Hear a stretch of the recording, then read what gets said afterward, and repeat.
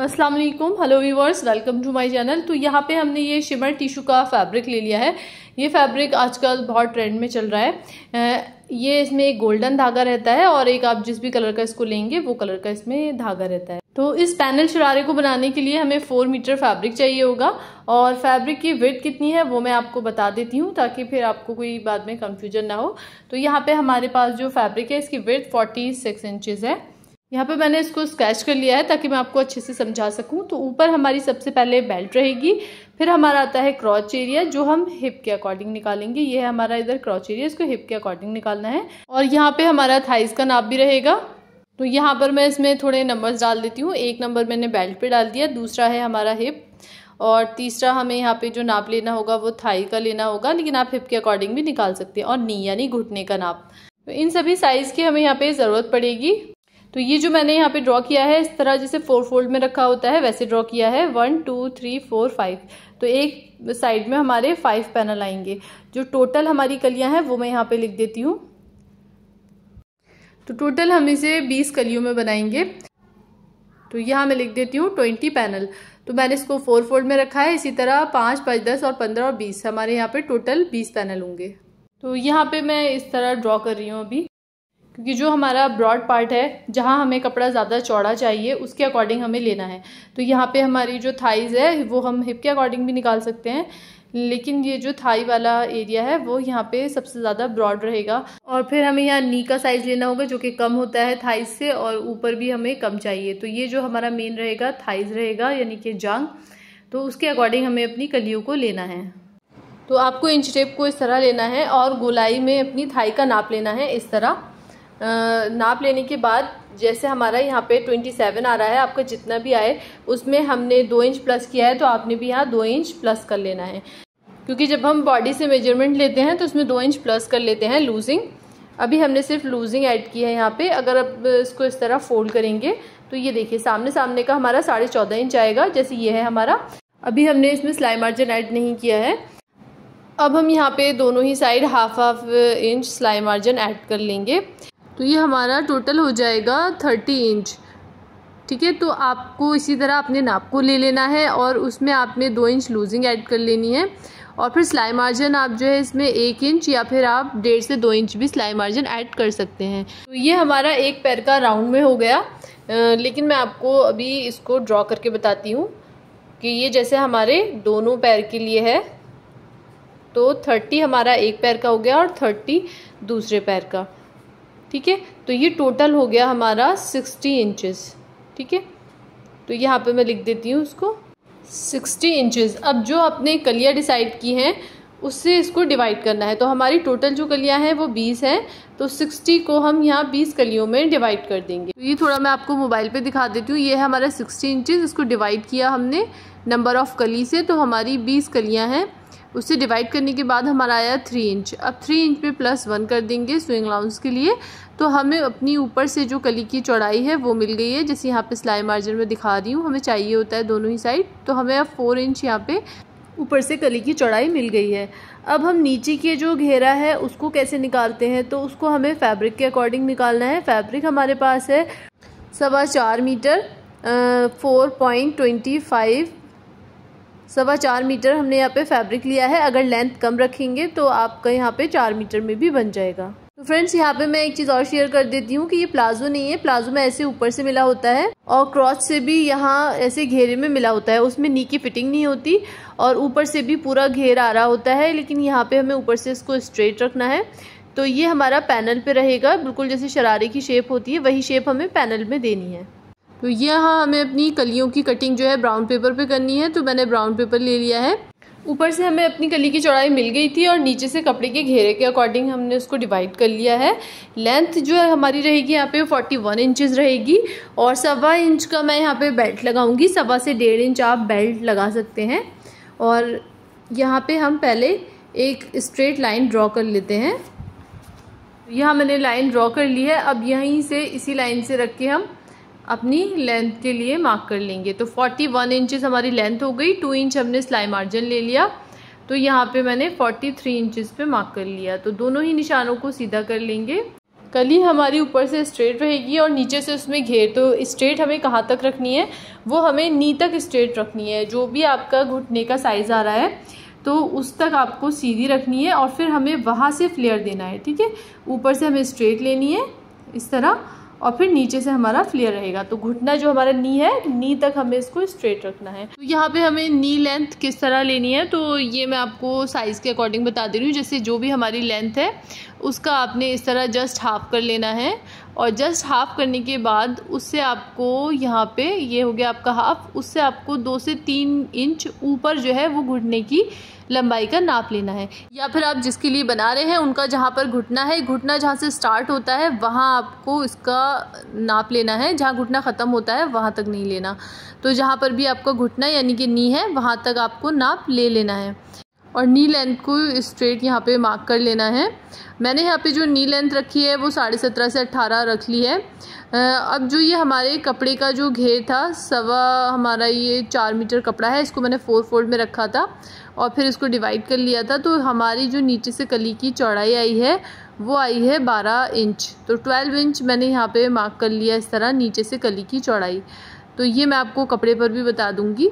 इस तरह 12 इंच का मार्क मैंने यहाँ भी कर लिया। अब इसका हमें सेंटर लेना है क्योंकि कली अगर हमारी प्रॉपर कटेगी तो हमारा फिर ये ड्रेस भी प्रॉपर बनेगा। तो ये जो हमें अब हमारा 4 इंच है ना, ये जो सेंटर है इसका, इसके दोनों ही साइड हमें मार्क कर लेना है। तो यहाँ पे मैंने इस तरह 2 इंच मार्क कर दिया। अब कली को हम जो घुटना था हमारा नी लेंथ 18 इंच के करीब, इसको हम यहाँ पे स्ट्रेट रख लेंगे। तो नी लेंथ तक हमने इसको स्ट्रेट मार्क कर लिया है। अब यहाँ से हमें फ्लेयर देना है इस तरह। अब मैं इसकी कटिंग कर लूँगी। तो यहाँ हमने पेपर पे इसकी कटिंग कर ली है, आप न्यूज़पेपर वगैरह का भी यूज़ कर सकते हैं। अब हम मेन फैब्रिक पे इसको रख के कटिंग करेंगे। फैब्रिक को मैंने यहाँ इस तरह सेट करके रखा हुआ है 1 2 और ये देख सकते हैं आप इस तरह ये जुड़ा हुआ है। तो 4 फोल्ड में मैंने इसको रख लिया है। किनारे वाले साइड मैंने अपनी तरफ रखी है, आप देख सकते हैं। तो ये हमारा पूरा 4.25 मीटर कपड़ा था जिसको मैंने लंबाई में फ़ोल्ड किया है 1 फोल्ड और फिर हमने इसको इस तरह 4 फोल्ड में रख लिया है। तो यहाँ पे जो है हमारी कली की लेंथ की ये बिल्कुल बराबर आ रहा है। और अगर आपको इससे लंबा बनाना है, लेंथ ज़्यादा रखनी है, तो आप यहाँ पे 4.5 मीटर फैब्रिक ले सकते हैं और अगर इसे छोटा बनाना है तो आप कपड़ा 4 मीटर भी ले सकते हैं। इस तरह आपको फैब्रिक का भी अंदाज़ा हो गया होगा। आप चाहें तो इस तरह पहले मार्क कर लें और फिर कटिंग कर लें, या फिर आप इस पेपर को कपड़े पर पिन से सिक्योर कर लें, 1-2 पिन लगाकर और फिर कटिंग कर लें। जैसे आपको ईजी लगे आप वैसे कटिंग कर सकते हैं।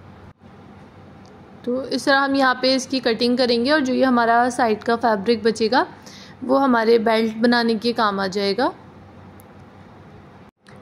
और यहाँ दूसरी साइड से भी हम इसकी बराबर बराबर कटिंग कर लेंगे।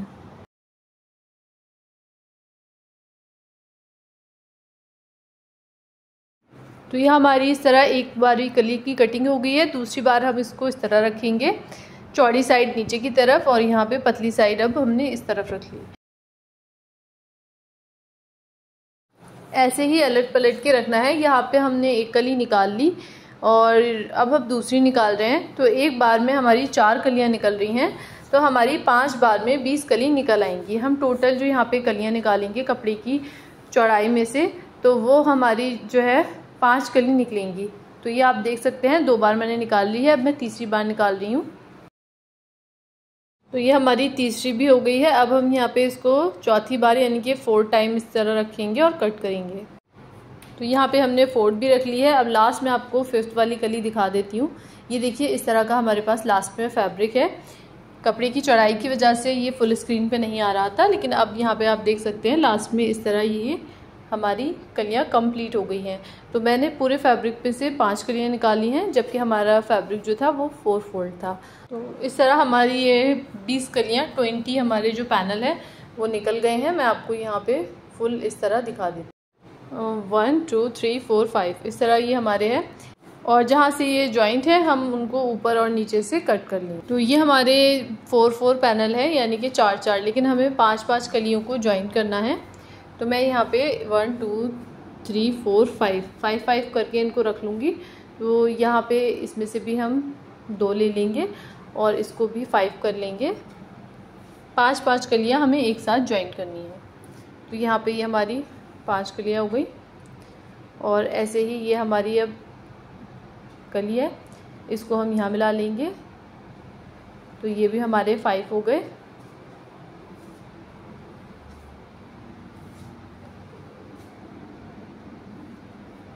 और ये वाली जो हमारी 4 कली बची, इसमें हम इस वाली को मिला देंगे एक को, तो ये भी हमारे 5 हो गए। तो हम इनको ज्वाइंट कर लेंगे। तो मैं यहाँ पर 5-5 की अलग अलग इस तरह तय बना लेती हूँ ताकि ज्वाइंट करने में हमें याद रहेगा। तो यहाँ पे हम 2-2 पैनल करके जोड़ेंगे।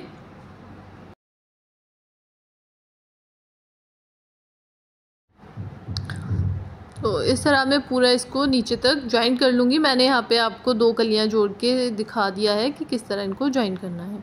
तो यहाँ पे जो मैंने 5-5 पैनल जोड़ने थे, वैसे ही मैंने यहाँ पे 5 कलियों को जोड़ लिया है और उसके बाद आयरन कर लिया है। और जो बाकी मैंने जोड़ी है वो भी मैं इसके ऊपर रख दूँगी इस तरह। तो ये हमारा एक पैर का हो जाएगा। ऐसे ही दोनों पैनल को और रख लेंगे। तो यहाँ पे ये हमारे टोटल 4 हो गए हैं। जितना भी फैब्रिक आपके पास हो उसका सेंटर निकाल लें। इससे ये होगा कि हम सेंटर से ही फिर इसकी मार्किंग करते जाएंगे, फिर कलियों की शेप भी ख़राब नहीं होगी। यहाँ जो हम सबसे पहले मेजरमेंट लेंगे वो कमर का नाप लगाएंगे। कमर हमारी 36 इंच थी बॉडी मेजरमेंट के अकॉर्डिंग, पर हमने इसमें 1 इंच की लूजिंग ऐड कर ली और 37 ले लिया। अब इसको हम 4 से डिवाइड कर लेंगे। 4 जगह हमने इसको इस तरह 4 फोल्ड में कर लिया है। तो हमारा आया 9.25 इंच। और हमें दोनों ही साइड सिलाई मार्जिन भी चाहिए, तो हम इसमें 1 इंच और ऐड कर लेंगे सिलाई के लिए। तो हमारा हो गया 10.25। आप चाहें तो सिलाई मार्जिन थोड़ा ज़्यादा भी ले सकते हैं। यहाँ पे आप हाफ इंच की जगह 0.25 इंच या 1 इंच भी सिलाई मार्जिन ले सकते हैं। तो जितना भी हमारा आया, हमारा 10.25 आया, तो हम इसको इस तरह फोल्ड करके और सेंटर वाला जो मार्क है उससे दोनों ही तरफ आधा आधा मार्क कर लेंगे। तो 10.25 का हमारा आधा हो गया 5.1। इस तरीके से हम इसको यहाँ पे मार्क कर लेंगे। अब हम यहाँ पे क्रॉच की लेंथ लेंगे जो कि हम हिप के अकॉर्डिंग लेते हैं। तो हिप जो है हमारा वो राउंड में है 44 इंच, यानी कि 44 इंच है इस तरह गोलाई में। जैसे आप कमीज़ की चाक में हिप का नाप लेते हैं, ऐसे ही हमने यहाँ पे इसका नाप लिया है। तो इसको भी हमें 4 फोल्ड में कर देना है क्योंकि हमारा कपड़ा भी 4 तह में है। जब हम इसको 4 फोल्ड में करेंगे तो हमारा आया 11 इंच। तो 11 इंच में 2 इंच हमें और ले लेना है। तो 12 और 13 हो गया, लेकिन हम यहाँ पे हाफ इंच एक्स्ट्रा यानी कि 13.5 इंच लेंगे। तो ऊपर बेल्ट के लिए छोड़ के 13.5 इंच पे मार्क कर लेना है। अब इस निशान को सीधा कर लेंगे। अब हमने इस निशान को सीधा कर लिया है। अब आप चाहें तो यहाँ पे क्रॉच के लिए मार्क कर सकते हैं, लेकिन मैं यहाँ पे थाइस के अकॉर्डिंग इसको रखना था, तो मैं थाइस के अकॉर्डिंग ही रखूँगी। तो हमारी थाइस जो थी वो बैठ रही थी 29 इंचेस, तो उसका हमने इस तरह से हाफ कर लेना है 14.5 इंच। अब इस 14.5 इंच को यहाँ सेंटर से आधा आधा रख लेना है, यानी कि 7.25 हमारा आएगा।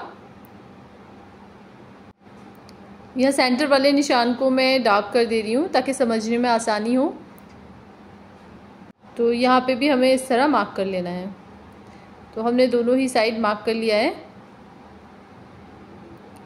तो यहाँ पर आप देख सकते हैं ये 2 इंच से थोड़ा सा कम है, तो मैं इसको पूरा ही ले लूँगी। और यहाँ पर ये हमारा इस तरह सिलाई का मार्जिन ऐड रहेगा। और यहाँ हम इसमें क्रॉच की शेप ड्रॉ कर लेंगे जिस तरह ट्राउज़र वगैरह में करते हैं। कमर वाले निशान को यहाँ मिला देंगे। तो इस तरह शेपर को रखेंगे यहाँ पे और ये शेप हम ड्रॉ कर लेंगे। तो थाई के अकॉर्डिंग हमने इस तरह इसको निकाल लिया। अब हम यहाँ पे नी यानी कि घुटने वाला जो नाप है उसको लगाएंगे। तो इस तरह इंच टेप को यहाँ पे हम रखेंगे और ऊपर हम यहाँ पर भी बेल्ट के लिए छोड़ के, और ये मैं यहाँ पे 17.5 इंच पे मार्क कर रही हूँ। आप अपनी कमर से घुटने तक का जो भी नाप हो यहाँ पे इस तरह मार्क कर सकते हैं। और जो ये हमारी बीच वाली लाइन थी यहाँ पर भी मैं इसको सीधा कर लूँगी। और नी राउंड के लिए हम यहाँ पर भी मार्क कर लेंगे। तो नी राउंड हमारा यहाँ पे 26 इंच है, तो उसका यहाँ पे हाफ 13 इंच हो गया। तो जो भी आपका नी राउंड हो इस तरह आपको इंच टेप को गोलाई में अपने घुटने की नाप लेना है। यहाँ पिक्चर्स में भी देख सकते हैं आपको किस तरह की फिटिंग चाहिए, उतना ही ढीला आप अपनी गोलाई में इंच टेप से नाप सकते हैं।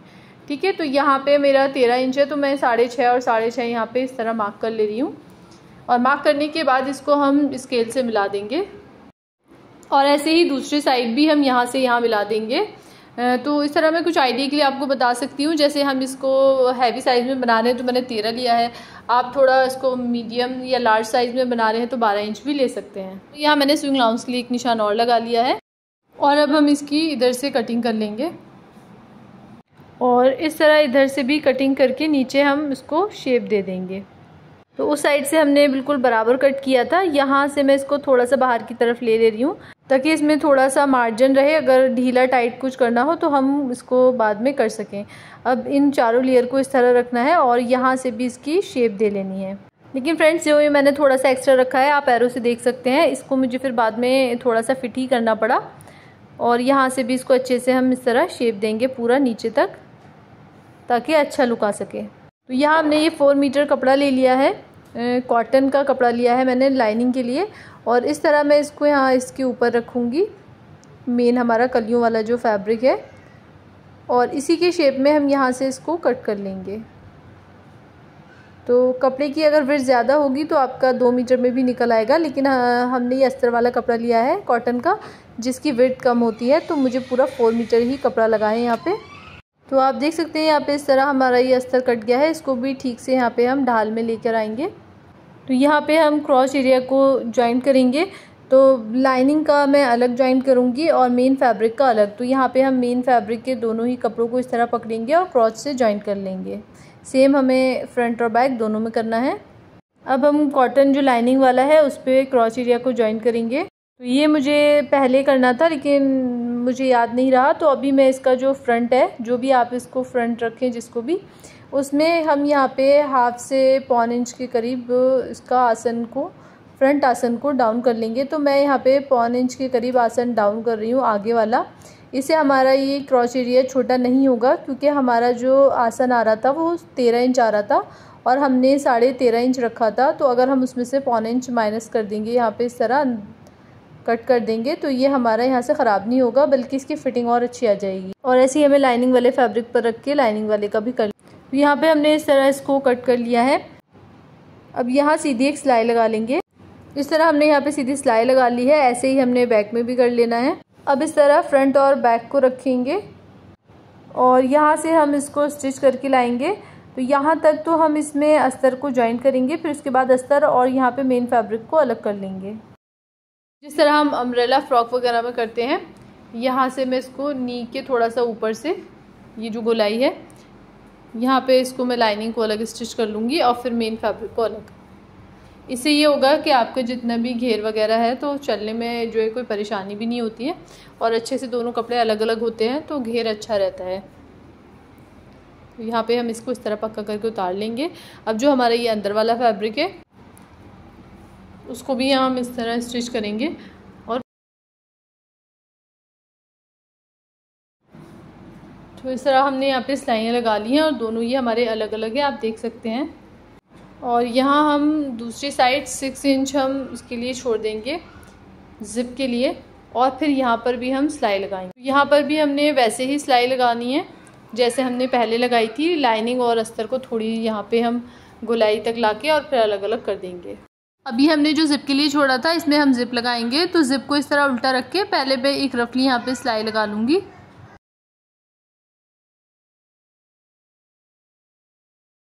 तो इस तरह हमने सिलाई लगा ली है। अब हम इसको दूसरी साइड रख के और दूसरी साइड भी इसको अटैच कर लेंगे। तो ये हमने दूसरी साइड भी सिलाई लगा ली है। अब सिलाई को यहाँ उतार देंगे और यहाँ पे मैं फुट चेंज कर लूँगी इसका मशीन। अब हम सिंगल फुट से ज़िप को इस तरह खोल कर और इसकी बिल्कुल किनारे किनारे सिलाई लगाएंगे। इससे जो आपकी ज़िप है वो इनविजिबल लगेगी। आप चाहें तो एक बार में भी इस तरह सिलाई लगा सकते हैं, मैंने यहाँ पे आसानी के लिए 2 बार में लगाई है। ऐसे ही हम दूसरी साइड भी कर लेंगे, ज़िप को खोल खोल के उसकी किनारी में सिलाई लगा लेंगे। तो आप देख सकते हैं यहाँ पे इस तरह ये जो हमारी ज़िप है इनविजिबल जैसे ज़िप होती है वैसे ही लगी है। फिनिशिंग के साथ हमारा यहाँ पे काम हो गया है। अब हमें इसका बेल्ट बनाना है। तो जो भी आपकी कमर है उसको इस तरह आप पकड़ के और यहाँ पे नाप लें। तो हमारी जो है वो 37 इंच है कमर, तो उसी के अकॉर्डिंग हम यहाँ पे बेल्ट तैयार करेंगे। यहाँ पे हमने 1.25 इंच या 1.5 इंच, आपने जितनी भी लेनी है उतनी चौड़ाई ले लेनी है, और 2 इंच मैंने इसको एक्स्ट्रा लिया है कमर की नाप से, ताकि इसके ऊपर इस तरह आ सके। अब यहाँ पे 5 इंच के करीब स्ट्रिप ले लिया मैंने चौड़ी, 4.5 से 5 इंच ले सकते हैं, और इसके सेंटर में हमने इस तरह इसको पेस्ट कर लेना है। तो ये आप देख सकते हैं इस तरह मैंने इसको सेंटर में पेस्ट कर लिया है, और एक कपड़ा अंदर की तरफ भी तुरपाई कर दिया है, जिस तरह हम कॉलर वगैरह तैयार करते हैं इसी तरह मैंने इसको तैयार किया है, और दूसरी तरफ इस तरह पट्टी को बाहर छोड़ा है और एक तरफ अंदर कर दिया है। अब इस तरह पकड़ के यहाँ पे सिलाई लगा लेंगे, सेम वैसे ही करना है जैसे कॉलर में करते हैं, सीधी सिलाई लगानी है। तो ये देखिए इस तरह यहाँ पे मैंने इसको पक्का किया, और यहाँ पे सिलाई उतार देनी है पक्का करके, और फिर इसको यहाँ पे इस तरह सीधा कर लेना है, और सीज़र की हेल्प से इसको कोने को निकाल लें।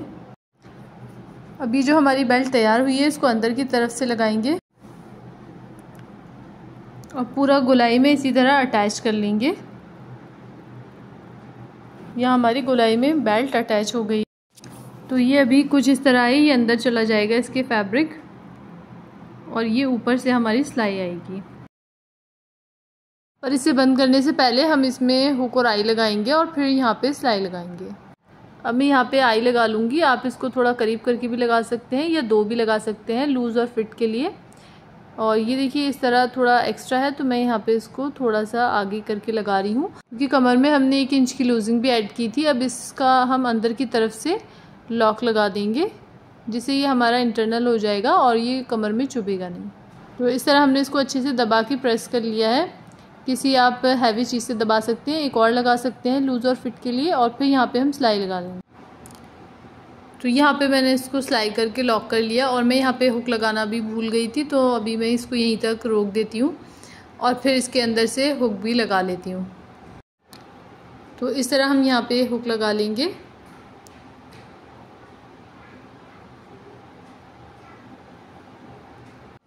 और इसका भी हम पीछे की तरफ से लॉक लगा देंगे और इसको भी दबा लेंगे। तो इस तरह मैंने यहाँ पे इसको दबा लिया है। हुक लगाने के बाद यहाँ से हम सिलाई को इस तरह लेकर आएंगे,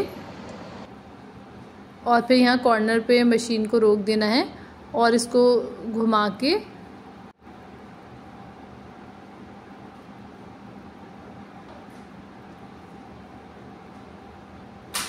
यहाँ ऊपर हमें इसको इस तरह लेकर आना है, और इस तरह एंड में आके यहाँ पे सिलाई को कंप्लीट कर। बेल्ट तो हमारी तैयार हो गई है। अब हम यहाँ पे इसको क्रॉच से पकड़ के दोनों ही तरफ स्टिच कर देंगे, और जो भी कली में थोड़ा बहुत छोटा बड़ा होगा उसको कट करके सेट कर लेंगे।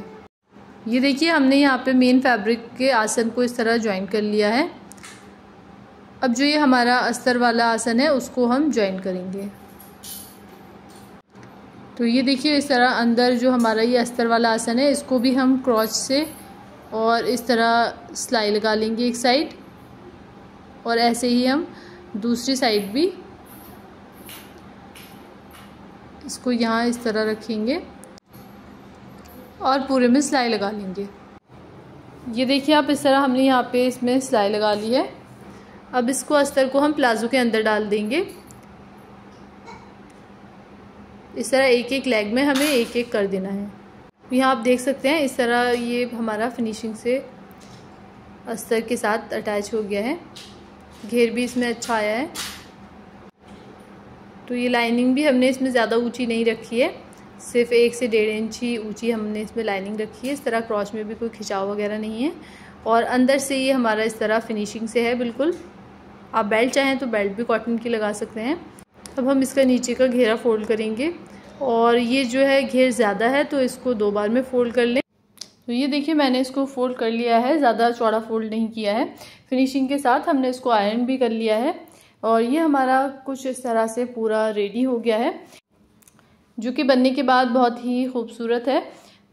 अच्छा, ये इसकी जो लुक है थोड़ी सी ये बाहर को आ रही है आयरन करने के बाद, तो वो मैंने आपको दिखाया था कि मैंने यहाँ पे से थोड़ा सा लूज़ ले लिया है, कभी आपको लूज़ फिट करना हो तो ये पहनने के बाद जो है यहाँ से लूज़ ही आ रहा है थोड़ा सा, क्योंकि हमने यहाँ पे एक्स्ट्रा लिया था। अगर आप एक्स्ट्रा लेंगे तो लूज़ आएगा, अदरवाइज़ अगर आप सही नाप लेंगे तो लूज़ नहीं आएगा। आप चाहें तो वीडियो रिपीट करके देख सकते हैं। कटिंग के टाइम जब मैंने इसमें मार्जिन देने के बाद भी यहाँ से थोड़ा सा एक्स्ट्रा लेके कट कर दिया था। ये इसलिए कि कभी ढीला टाइट करना हो तो आप यहाँ से कर सकते हैं, लेकिन स्टिचिंग के टाइम पे मैंने इसको बराबर ही स्टिच करा, तो ये यहाँ से थोड़ा सा लूज़ है। मैं यहाँ पे जूम करके दिखा देती हूँ, तो इसको हम स्टिच कर लेंगे। तो ये देखिए आप इस तरह, बस ये इतना सा हमारा ज़्यादा है तो इसको हम स्टिच कर लेंगे, तो ये सही फिटिंग में आ जाएगा। परफेक्ट बना है, बहुत अच्छा बना है। आप भी ट्राई कर सकते हैं इसी मेथड के साथ। तो यहाँ पिक्चर्स में कुर्ती का भी आइडिया ले सकते हैं, इनके बस फैब्रिक्स अलग हैं और बाकी किसी में घेर कम है, ज़्यादा है। बाकी पैटर्न वही है कि आपको ऊपर से कलियों में लेना है, घुटने तक, नी तक, और फिर उसके बाद इसमें फ्लेयर देना है, घेर देना है। आप इसको इस तरह कम कपड़े में या ज़्यादा कपड़े में बना सकते हैं। और जो आपको इसमें से कुर्ती पसंद आई हो तो मुझे कमेंट में ज़रूर बताएं, मैं उसी तरह की कुर्ती की वीडियो आपके साथ शेयर करूंगी। तो ये डमी पे तो नहीं आ पाएगा क्योंकि ये मैनीक्विन है जिसके पैर नहीं होते। मैंने इसीलिए आपको ये फ्लोर पे बिछा के दिखाया था कि इसका घेर काफ़ी अच्छा है, 4 मीटर में काफ़ी अच्छा घेर आया है। यहाँ पे इस तरह खड़े करने पे इसका कुछ घेर ज़्यादा पता नहीं चल रहा है क्योंकि यहाँ पे इसका स्टैंड भी आया हुआ है। कुछ इस तरह का इसका लुक आया है। जब कुर्ती रेडी हो जाएगी तो मैं आपको इसको एक साथ वेयर करके दिखाऊंगी। वीडियो पसंद आई हो तो लाइक, शेयर एंड सब्सक्राइब करें। Thanks for watching the video.